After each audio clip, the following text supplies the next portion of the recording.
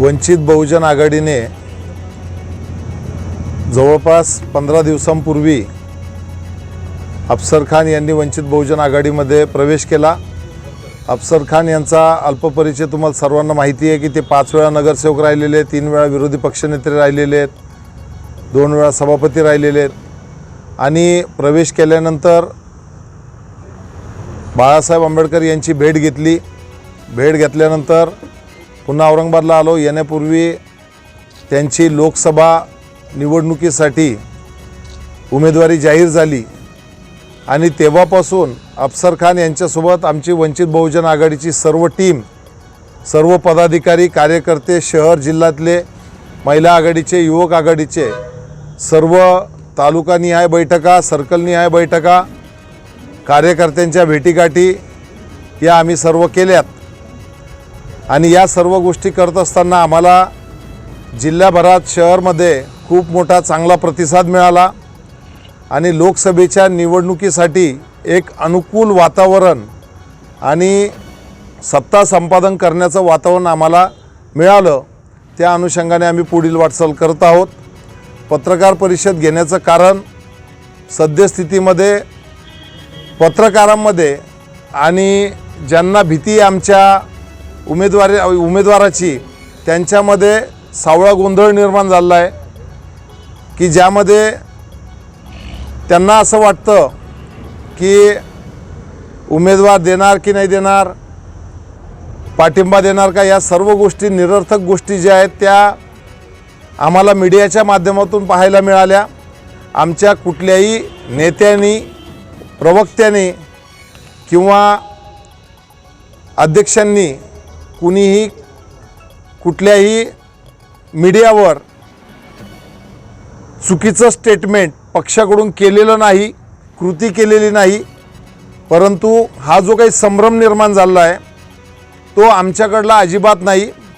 आमचं महाराष्ट्रामध्ये सर्व कार्यकर्ते व पदाधिकाऱ्यांचं एकच लक्ष होतं, ते म्हणजे बाळासाहेब आंबेडकर यांची अकोला लोकसभेची निवडणूक आणि आम्ही औरंगाबादमधून वेगवेगळ्या पद्धतीनं मतदार सोबतच पदाधिकारी यांना घेऊन बाळासाहेबांचा प्रचार प्रसार केला आणि त्यामध्ये खूप चांगला रिझल्ट आपल्यासमोर 4 तारखेला 4 जूनला दिसून येणार आहे।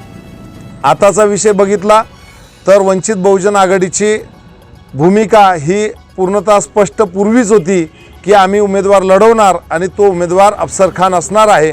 त्यामुळे त्यामध्ये वंचित बहुजन आघाडीकडून कुठलाही संभ्रम असण्याचा विषय नाही, हे या ठिकाणी मी नमूद करतो। एबी फॉर्म का लपवण्यात आला मग? एबी फॉर्म बाबत अफसर खान आणि बाळासाहेब या दोघांमध्ये विषय होता आणि त्यामध्ये बाळासाहेब स्वतः त्याची स्वाक्षरी असते आणि उमेदवार हा बाळासाहेबांनी सुनिश्चित केलेला आहे। तर एबी फॉर्मबाबत ज्या भूमिका होत्या त्यामध्ये जिल्ह्याच्या, विभागाच्या किंवा राज्याच्या कुठल्याही प्रतिनिधीचा कुठलाही हस्तक्षेप नव्हता। आमचं लक्ष फक्त बाळासाहेबांच्या निवडणुकीवर होतं। तर उमेदवारांनी स्वतः त्या दिवशी पत्रकार परिषद घेऊन हे सांगितलं मी अपक्ष लढतो। बरोबर आहे। 24 तारखेपर्यंत माझ्याही माहितीनुसार त्यांना एबी फॉर्म दिलेला नव्हता। त्यानंतर त्यांनी पत्रकार परिषद घेतली। पत्रकार परिषद झाल्यानंतर बाळासाहेबांचं आणि त्यांचं बोलणं झालं, त्याबाबतची भूमिका ते स्वतः स्पष्ट करतील। देखो, सबसे पहले मैं आप लोगों को ये बता दूं, पूरे मीडिया को, प्रिंट मीडिया को, इलेक्ट्रॉनिक मीडिया को और शहरान औरंगाबाद को और ज़िले को, मेरी उम्मीदवारी कोई 25 को डिक्लेयर नहीं हुई या 24 को डिक्लेयर नहीं हुई। मेरी उम्मीदवारी डिक्लेयर होके 20 दिन हो गए और 20 दिन होने के बाद हमने पूरे तालुके घूमे, पूरा ज़िला घूमा, हम लोग शहर घूमे और हमको बहुत अच्छा प्रतिसाद मिल रहा था। लेकिन बी फॉर्म इसलिए नहीं आया कि मैं बाड़ा साहब इलेक्शन लड़ रहे, सब लोग बिजी थे और बी फॉर्म 10 दिन पहले देना या 20 दिन पहले देना, ऐसा कोई भी पक्ष की भूमिका नहीं रहती है। दूसरी बात, जब 3 बजे फॉर्म अपने को 25 को भरना होता है, उसके अगर 1 घंटा 2 घंटे पहले भी आ रहे तो फॉर्म आता है। लेकिन 24 को मेरे को फॉर्म नहीं आया था, इसलिए मैंने अपनी भूमिका, मैंने वंचित बहुजन आघाड़ी का भी फॉर्म भर के रखा था और अपक्ष का भी फॉर्म रखा था भर के। तो मुझे जब पता चला तो मैंने प्रेस को इसलिए बुलाया कि अभी तक मुझे एबी फॉर्म नहीं आया। मैंने ये स्पष्ट भूमिका की, मैंने ये नहीं बोला कि मैं वंचित बहुजन अघाड़ी से नहीं लड़ रहा हूँ। मैं अपक्ष की भी मेरी तैयारी थी, मुझे लड़ना निश्चित था, इसलिए मैंने अपनी भूमिका पत्रकार के माध्यम से पूरे ज़िले को, शहर को बताया। उसके बाद सेकंड डे 2 बजे मेरे को एबी फॉर्म आ गया और मैंने 2:05 को एबी फॉर्म लगाकर अपना फॉर्म सबमिट किया। इसमें हमारी कोई राजकीय खेड़ी थी नहीं, हम कोई राजकीय खेड़ी करते नहीं। अगर लोग कोई आरोप प्रति आरोप लगा रहे होंगे तो ये सरासर गलत है। मैं कोई 25 तारीख को या 24 तारीख को उम्मीदवार डिक्लेयर हुआ नहीं, मैं 20 दिन से मैं पूरा ज़िले का दौरा, हम हमारे पदाधिकारी जावेद भाई, हमारे जफ़र, जिलाध्यक्ष, हमारे पीके, तमाम लोगों ने हमने पूरे ज़िले का पूरा नियोजन बनाकर पूरे ज़िला घूमकर सब जगह जाके आया और अच्छा प्रतिसाद हमको मिल रहा था। तो हमने इस दौरान ये सोचा ही नहीं कि एबी फॉर्म हमने जब डिस्कस की, बाड़ा साहब का डायरेक्ट मेरे को फ़ोन आया कि तुमने प्रेस क्यों ले आई सी, तो मैंने बोला सर अभी तक बी फॉर्म हाथ में नहीं आया। मैंने ये नहीं बोला कि मैं वंचित बहुजन अघाड़ी से नहीं लड़ रहा हूँ। मैं इंडिपेंडेंट भी मेरी तैयारी थी, क्योंकि मुझे पब्लिक के सामने जाना था, जनता जनार्दन की अदालत में जाना था, इसलिए मैंने अपनी भूमिका ली थी और इसमें हमारी राजकीय खेड़ी किसी भी किस्म की नहीं थी। प्रकाश अंबेडकर साहब ने बोले मैं कल आपको फॉर्म भेज रहा हूँ, उन्होंने फॉर्म भेजा, मैं उनका तहे दिल से शुक्रिया अदा करता हूँ। और प्रकाश अंबेडकर साहब ने 2 बजे फॉर्म भेजा और मैंने 2:05 को लगा के एबी फॉर्म के साथ सबमिट कर दिया और अधिकृत उम्मीदवार में वंचित बहुजन अघाड़ी का हूँ। आप लोगों के सामने मैं अपनी बात इसमें एक सवाल ये है कि खुद प्रकाश अंबेडकर कितनी सभाएं लेने वाले हैं औरंगाबाद में उनकी 3 सभाएं होंगी, ऐसा हमारे पास जानकारी है। बाळासाहेबांच्या 3 सभा होतील, सुजातदादांच्या 2 सभा होतील, अंजलताईच्या 2 सभा होतील. एकूण प्रत्येक तालुक्यामध्ये आंबेडकर घराण्याच्या सभा असणार आहेत. सोबतच राज्य कमिटीच्या दिनांक 7 तारखेपासून ते 11 तारखेपर्यंत राज्य आणि विभाग कमिटीचे सर्व पदाधिकारी औरंगाबादला असणार आहेत. आमची ही लढाई अस्तित्वाची लढाई आहे. या ठिकाणी आम्ही पाठिंब्यातून सीट काढलेलं आहे आणि आता यावेळेस आम्ही स्वतः आहे, त्यामुळे आम्हाला हे सीट फार महत्त्वाचं आहे.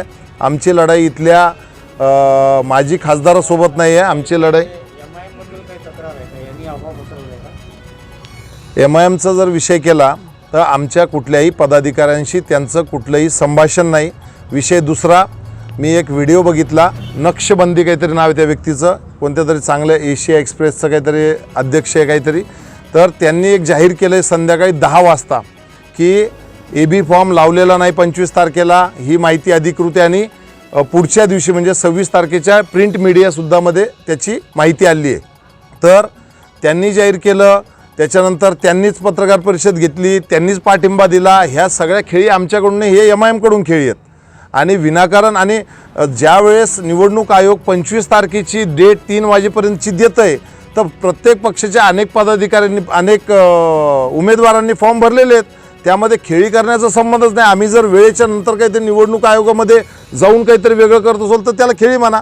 आम्ही निवडणूक आयोगाने दिलेल्या वेळेमध्ये सगळ्या गोष्टी करतोय. असं काही बंधन नाही कोणाचं की 18 तारखेलाच फॉर्म भरावा आणि 24 तारखेलाच भरावा.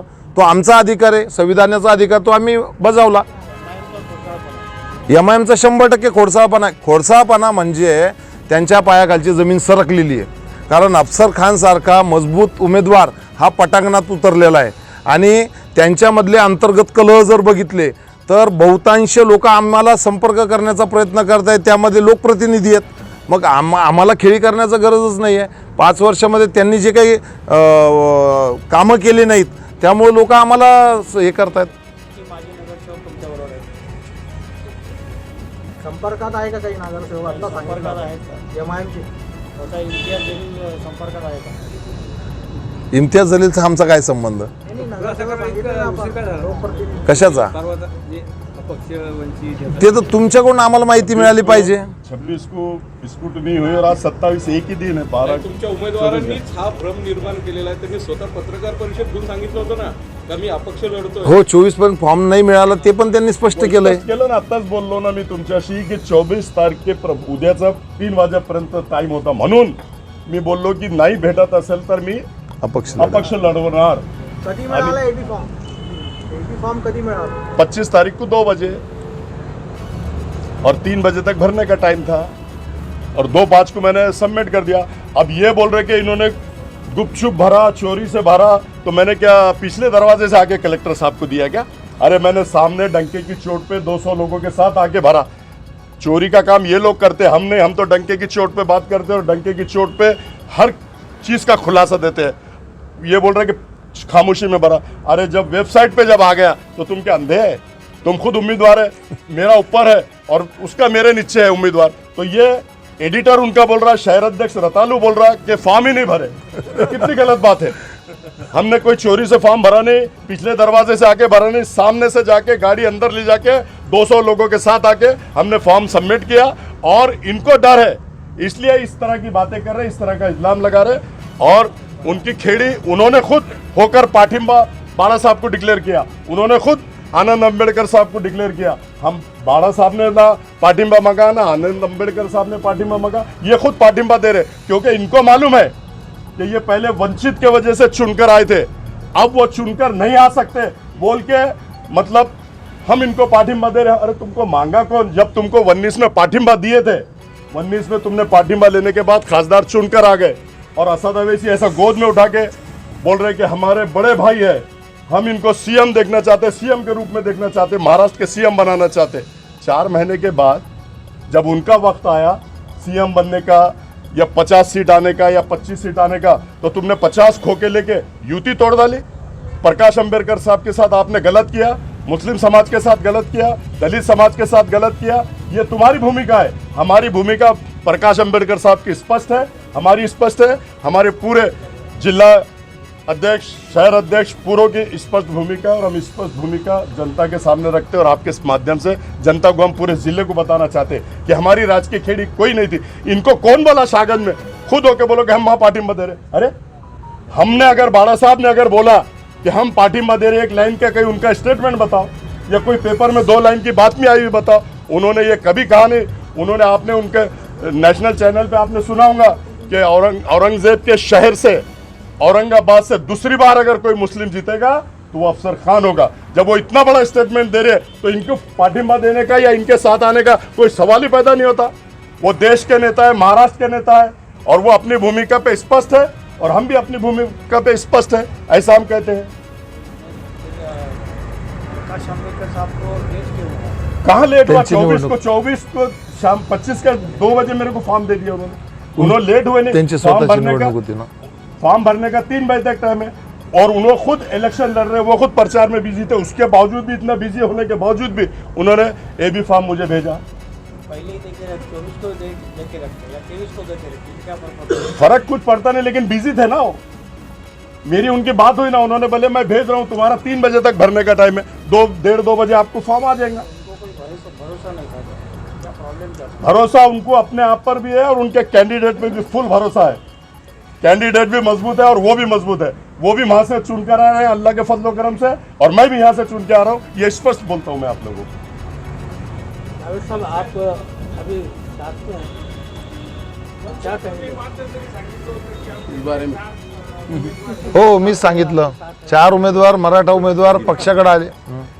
त्यांचा तुम्हाला सपोर्ट राहणार आहे का? ते जे 4 तुमच्याकडे इच्छुक होते त्यांचा आता तुम्हाला सपोर्ट राहणार आहे असा प्रश्न. आता इम्तियाज जलील पण इच्छुक होते, त्यांचा सपोर्ट राहणार आहे का? नाही राहणार.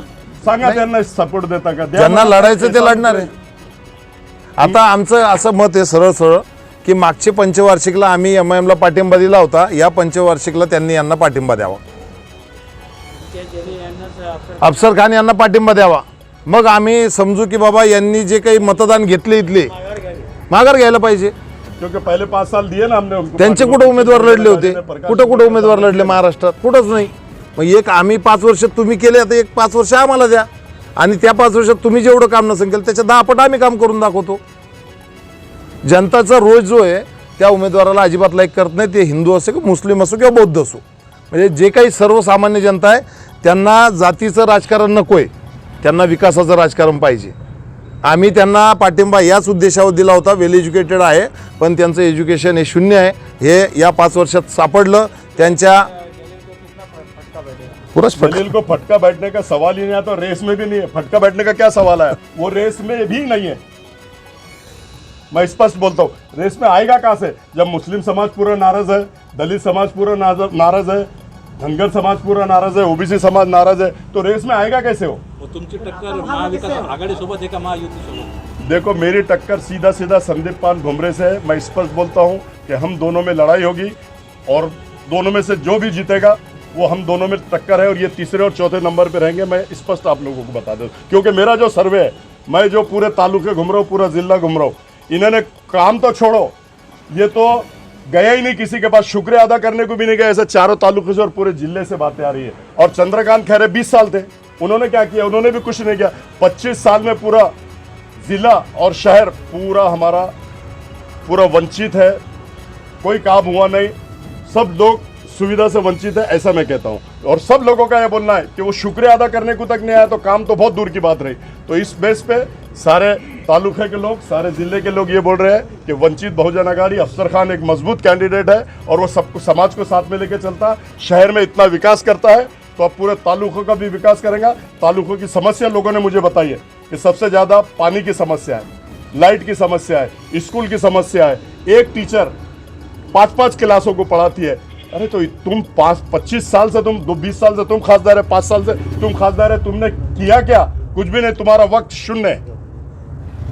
शून्य वक्त है तुम्हारा। ये सारे जिला और सारे तालुके और सारा शहर ये बोल रहा है। तो इसलिए मैं समझता हूँ कि सारे लोग हमारे साथ हैं और जीत अल्लाह के फजल करम से हमारी होंगी, ऐसा मैं कहता हूँ। खासदार म्हणून निवडून आल्यानंतर कोणाला पाठिंबा देणार? जावेद भाई मैं सब पदाधिकारी अमित भोईगढ़ नहीं पत्रकार परिषद में क्या हो जाए? अमित भोईगढ़ इंतजार के साथ है? मेरे को पता नहीं है जिला सदस्य। ते अरे त्यांच्या- उसके साथ मुसलमान नहीं है तो अमित भुईगढ़ क्या जाएंगे? 70% मुस्लिम नहीं है उसके साथ तो अमित भुईगढ़ क्या देंगे? अमित भुईगढ़ एकदम पक्के सिपाही है प्रकाश अंबेडकर साहब के, वो इधर उधर हलने वाले नहीं। आजके बदल पसंद क्यों नहीं फिर? वो बाहर गए, वो अकोला से बाहर गए हुए हैं ना, यहाँ नहीं है ना। तुम्ही निवडून आल्यानंतर कोणाला पाठिंबा देणार? मी प्रकाश अंबेडकर साहब का सिपाही हूँ और मैं किसी को पाठिंबा देने नहीं दूंगा। मैं अपने बाला साहब के साथ में रह के पूरे लोकसभा को हिलाने का काम करूंगा। जो संविधान बदलने की बात करते हैं उनको टक्कर देने का काम करूंगा। और जो अभी बोल रहे हैं कि सामान्य नागरिक कायदा लाएंगे, उसको कड़ा विरोध अफसर खान का और प्रकाश अंबेडकर साहब का रहेगा। और वो हम सामान्य नागरिक कायदा होने नहीं देंगे, NRC आने नहीं देंगे। अभी इनके रहते हुए तो CAA पास हो गया, लेकिन अल्लाह के फजलो करम से हम NRC और सामान्य नागरिक कायदा पास होने नहीं देंगे। हम मोदी के आंखों में आंखें डाल के बात करने वाले लोग हैं, अमित शाह के आंखों में आंखें डाल के बात करने वाले। हम किसी के बाप से डरते नहीं, हम सिर्फ अल्लाह ताला से डरते हैं, ऐसा हम बोलते हैं। औरंगाबाद नामांतर पर क्या भूमिका है आपकी? औरंगाबाद नामांतर तो जो थे अंदर, उन्होंने तो उसके ऊपर कोई भूमिका निभाई नहीं, कोई भूमिका उठाई नहीं। आज अगर हम लोकसभा में जाते हैं तो देख लेना आप लोग, पूरा हिंदुस्तान देखेगा कि औरंगाबाद के लिए अफसर खान कैसे लड़ेगा। औरंगाबाद को वापस औरंगाबाद करो बोल के भूमिका रहेंगी और पूरे सभागृह के अंदर धिंगाना अफसर खान करेगा, ऐसा मैं बोलता हूँ। देश की जो राजनीति है, प्रधानमंत्री भी हिंदी बातें कर रहे हैं, तो कैसे देखते हैं आप? हिंदू मुसलमान ऐसा उनका प्रचार का नजरिया दिख रहा है। देखो ये पिछले 14 से लेके आज तक 19 तक ये करते हैं और 24 में जा रहे हैं। लोग समझ गए जातिवाद करना, हिंदू मुस्लिम को तोड़ना, और ये इनका हिमायम का भी वही काम है। मुसलमानों को जज्बात में लाना, मुसलमानों के उनके देवी देवताओं के खिलाफ बोलना, उनके खिलाफ बोलना और मुसलमानों को एक जगह करना और हिंदुओं को एक जगह कर देना। चाहे सेकुलर हिंदू भी है तो उसको इतना बुरा अगर कोई बोलेगा, अगर कोई हमारे हुजूर के शान में गुस्ताखी करता तो हमारा खून खौलता नहीं क्या? तो वो अगर उनके भगवान के बारे में बोलेंगे, उनको सुपारी इस टाइप की दी जाती है कि सारे हिंदुओं को एक जगह कर दो और मुसलमान को एक जगह कर दो। लेकिन अब हिंदू भी समझ गया है, मुसलमान भी समझ गया, इनकी बातों में और इनके झकोलों में आने वाला नहीं। ये झूठे और मक्कार है, मेरा स्पष्ट बोलना है। सर भाई, वंचित से आप लड़ रहे हैं, पूरी ताकत से औरंगाबाद जिले में लड़ने वाले, किन वादों के साथ में आ रहे हैं आप औरंगाबाद? अरे बाबा, मैंने अभी आपको बोल दिया कि ग्रामीण में क्या काम है, नहीं हुआ, शहर में क्या काम नहीं हुआ, औरंगाबाद नाम चेंज होने की बात हुई, मुस्लिम आरक्षण की बात है, 3 तलाक की बात तो उन्होंने कर दी। अब हम मुस्लिम आरक्षण के लिए भी हम बात करेंगे, मुस्लिम आरक्षण के लिए भी हम करेंगे। मराठा आरक्षण को भी मिलना चाहिए। हमारे प्रकाश अंबेडकर साहब, हमारे नेता ने भी बोला और हम भी हमारी वो भूमिका करेंगे कि सबके साथ न्याय होना चाहिए, चाहे वो मराठा हो, चाहे वो धनगर हो, चाहे OBC हो। और मोहम्मद पैगंबर का जो बिल उन्होंने वहाँ डाला है उसको भी पास करके, जो अगर हमारे मोहम्मद पैगंबर के बारे में अगर कोई गलत बोलता है तो उसको कड़ी से कड़ी शिक्षा होना, ऐसा हम बिल वहाँ पास करने लगा। औरंगाबाद जिले की जनता पूरी तरस है, पानी नहीं आता है, 10-10 दिन पानी नहीं मिलता है, सिटी हो या ग्रामीण हो, ग्रामीण में तो बहुत बुरा हाल है। उसके लिए आप क्या करेंगे? पिछले खासदारों ने भी बहुत वादे किए लेकिन अभी तक के वादे पूरे नहीं हुए, इसके लिए आप क्या करेंगे? वो वादा करते हैं, मैं वादा नहीं करता, डायरेक्ट काम करता हूँ, मैं अंजाम तक पहुँचता हूँ। और मैं जैसे चुन के आता हूँ, ये जो आज 8 दिन 9 दिन 10 दिन 12 दिन में पानी आ रहा है, अल्लाह के फजल करम से आज के सभागृह में जाते ही जितना फंड यहाँ लगता है खींच के फंड लाने की ताकत रखता हूँ। आपने देखा होगा कारपोरेशन में महापौर किसका भी हो, बीजेपी का हो या शिवसेना का हो या कमिश्नर कोई भी हो, फंड लाने की ताकत हम में है। और हम वहाँ से फंड ला के डेली पानी अगर नहीं कराऊंगा तो फिर मेरे को बोलना आप लोग, डेली पानी औरंगाबाद शहर को मिलेगा, ऐसा मैं बोलता हूँ। इम्तियाज जलील एक अच्छा खासदार, वो लोकसभा में संसद में उसकी कमाई दुपट हो कंप्लेंट क्या है उसके बाद? मेरी कोई कंप्लेन नहीं है, जनता की कंप्लेन है। मेरी क्या कंप्लेन हो सकती है? मेरा कोई काम ही नहीं है उसके पास, मैं कभी काम लेके ही नहीं गया। जनता के जो काम है, जिले के जो काम है, तालुके के जो काम है, सारे लोग बोल रहे हैं कि उसने काम ही नहीं किया। मेरी कोई उससे मेरी पर्सनल कुछ भी नहीं है।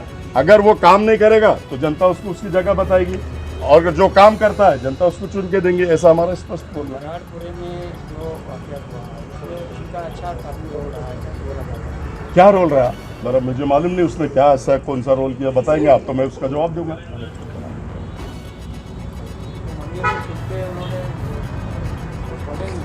अरे मंदिर में छुप के बोल रहे हो, वो अपनी जान बचाने के लिए मंदिर में जाके छुप के बैठे और उन्होंने स्पष्ट कहा कि कोमिंग ऑपरेशन करो, कड़क कार्रवाई करो, तुमको बचाने के लिए कोई आएगा नहीं। उन्होंने ये शब्द वापरा और ये बोला कि सौरभ, ये हिंदू मुस्लिम का झगड़ा नहीं है, ये मुसलमान के बच्चों ने बटन के प्लेयर में आके पूरी पुलिस की गाड़ियां जलाई और पूरा पुलिस पे पथराव किया। ये इसका स्टेटमेंट है। मतलब ये मुसलमानों को नुकसान पहुंचाने के लिए चुन के आया।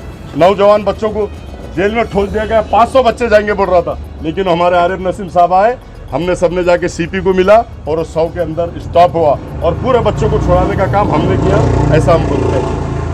इम्तियाज जलील हर साल जो है तो आमखास मैदान में आके फेस्टिवल कराते हैं नशा मुक्ति अभियान के रूप में। अगर आप खासदार बनते तो आप भी ऐसे नौजवानों के लिए फेस्टिवल कराएंगे? देखो वो फेस्टिवल वो जो कराता, वो फेस्टिवल बच्चों से, मैं अगर बनता है तो जो 5 लाख फीस लेता है, 3 लाख फीस लेता है, अफसर खान नौजवान बच्चों के लिए सब फ्री करेगा। खेलो, जान बनाओ।